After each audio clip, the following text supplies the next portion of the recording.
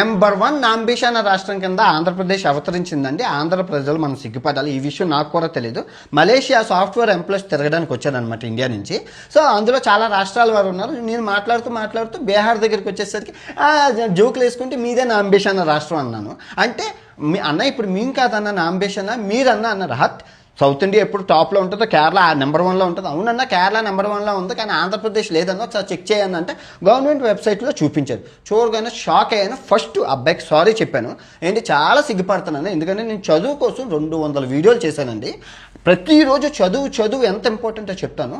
లోకేష్ గారు, మీరు IT minister, మీరే దీనికి బాధ్యత వహించాలి. దీన్నే మీరు సరిదిద్దాలి. ఎందుకంటే మీ నాన్నగారి హయాంలో నా స్కూలింగ్ అయిందండి. నా స్కూలింగ్ టైంలో గవర్నమెంట్ స్కూల్లోనే అయింది. సిబిఎం హై స్కూల్, పూర్ణ మార్కెట్, విశాఖపట్నంలో ఉంటుంది. అయితే అక్కడ మాకు అటెండెన్స్ ఉంటే చాలండి, పాస్ అయిపోతాం, మేము చదవాల్సిన పని లేదు. కానీ 10th క్లాస్ వచ్చేసరికి టీచర్లు అందరూ చెప్పారు, ఇంకా ఇక్కడ మీకు అటెండెన్స్తో కాదు, మీరు కష్టపడి చదవాలి, అప్పుడు ఎస్ఎస్సి బోర్డులో పరీక్షల్లో పాస్ అవుతాను.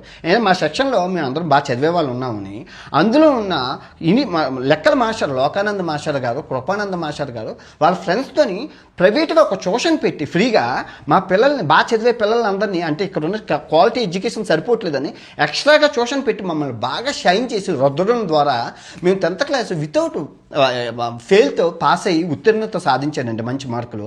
ఆ తర్వాత intermediate, degree, MBA, hotel management చేసి అమెరికాలో రూపాయి ఖర్చు పెట్టకుండా ఫ్రీగా ఉద్యోగం కొట్టాను. తర్వాత యూట్యూబ్ ఛానల్ పెట్టి ఆన్లైన్లో అమెరికా ఉద్యోగాలు ఎలా సాధించాలని చెప్పి 1000 మంది దాకా ఉద్యోగాలు ఇప్పించగలిసానండి.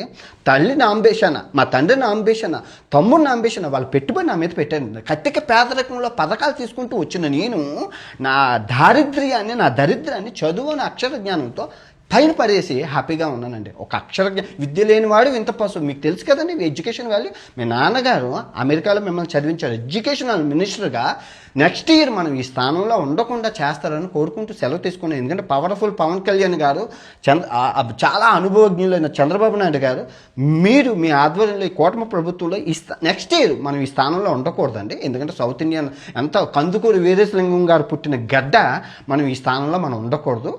చదువు యొక్క విలువలో ఎలా మారాలని ఫుల్ వీడియో పెట్టాను ప్రపంచ యాత్ర ఛానల్లో, చూడండి. చదువు కోసం అమెరికా $1,000 బిలియన్ ఖర్చు పెడుతుంది. చైనా $800 బిలియన్ ఖర్చు పెడుతుంది. ముక్కులో పక్కున్న మలేషియా 4 కోట్ల జనాభా ఉన్న ఈ మలేషియా దగ్గర $22 బిలియన్ ఖర్చు పెడుతుంది. మరి 140 కోట్లు ఉన్న భారతదేశం $16 బిలియన్ ఖర్చు పెడుతుంది.